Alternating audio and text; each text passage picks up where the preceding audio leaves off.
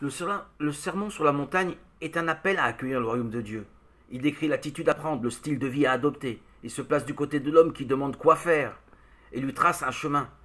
Les paraboles parlent aussi de l'homme et de sa conduite, mais elles visent surtout à donner une idée de l'événement qui vient. En quoi consiste ce royaume annoncé? Quand et comment arrive-t-il?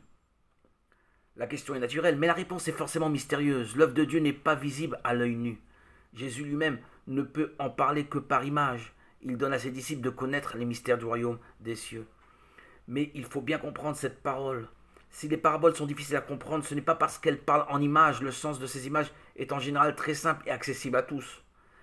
La difficulté vraie consiste à savoir reconnaître à partir de ces images la venue et la réalité du royaume de Dieu. Il s'agit de savoir retrouver dans sa propre vie, dans les événements qui surviennent et d'abord dans l'événement que constitue la présence de Jésus, la vraie figure du royaume et le mystère de l'action de Dieu. Or, beaucoup, tout en ayant une intelligence absolument normale, tout en ayant les yeux, les oreilles, tout en étant capables de donner le sens des paraboles, sont incapables de voir leur application concrète et demeurent aveugles, étrangers à ce qui se passe sous leurs yeux. Cet aveuglement n'est pas voulu par Dieu. Matthieu corrige la formule trop simpliste de Marc, chapitre 4, verset 12, pour que tout en regardant, il ne voit pas. Mais il reste vrai que pour Jésus, comme pour Ésaïe et les prophètes, la présence de la lumière ne fait, quand on la rejette, que renforcer l'aveuglement.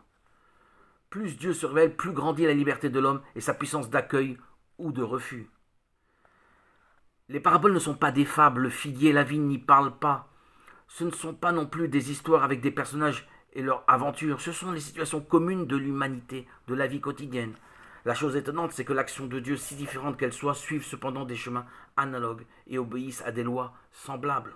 Presque toutes les paraboles de ce chapitre de Luc contiennent des images de croissance et d'attente. L'image la plus fréquente est celle du grain qui pousse, mais celles du trésor ou de la perle sont également orientées vers l'avenir et demandent de risquer sa vie sur l'espérance du royaume qui vient.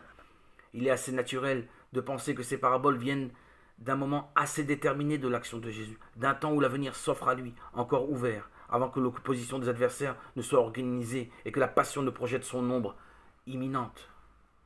Il y a deux façons de lire les paraboles, et les évangélistes les connaissent toutes deux. La première de se mettre à la place de Jésus quand il les prononce. Elles expriment alors ses préoccupations personnelles. Il parle, rassemble des disciples, va trouver les pécheurs, affronter ses adversaires. Mais que sort-il de ces actions? Que fait Dieu pendant ce temps? Il agit d'une façon mystérieuse, mais efficace. Plus mystérieuse, mais plus efficace que les forces de la vie au sein de la terre. C'est dans cette assurance que Jésus avance et travaille.